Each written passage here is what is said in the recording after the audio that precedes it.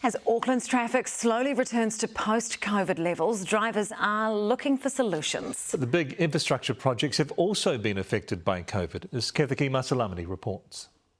As dawn breaks across the Waitemata Harbour, Aucklanders settle into their morning routine, bumper to bumper for the slow crawl into work.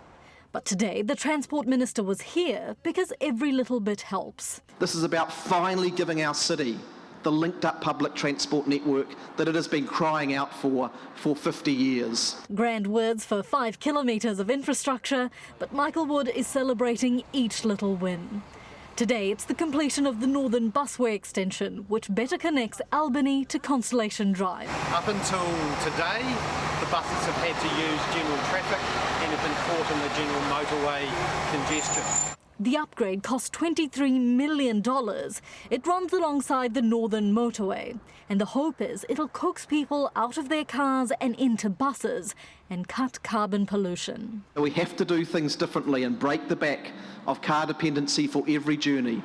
And then he was off to celebrate the naming and designs of the 4 City Rail Link stations.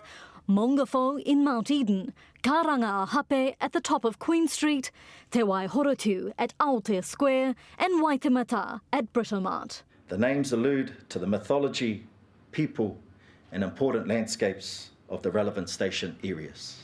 The designs of what the stations will look like hang in stark contrast to the work site.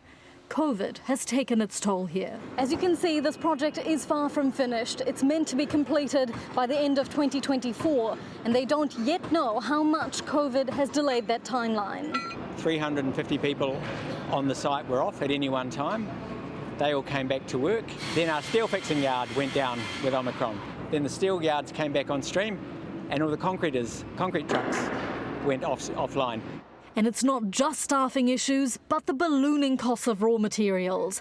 Still no word on how much the $4.4 billion project has increased by. But costs and delays aside, the Transport Minister says the super city needs better commute options. We're getting on with that work now. There's no time to wait. For projects he says are long overdue.